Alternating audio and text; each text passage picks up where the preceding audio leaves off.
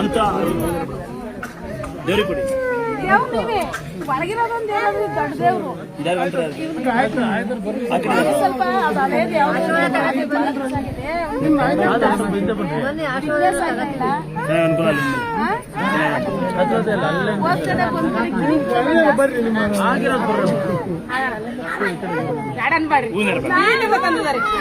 ಎಲ್ಲ ಅದೇ ಮಾಡ್ತಾರೆ, ಎಲ್ಲ ಅದೇ ಮಾಡ್ತಾರೆ. ಆಣೆ ಗಿಡ ಮಾಡ್ಬಾರ್ದು, ಎಲ್ಲ ಎಲ್ಲ ಇದೇ ಮಾಡ್ತಾರೆ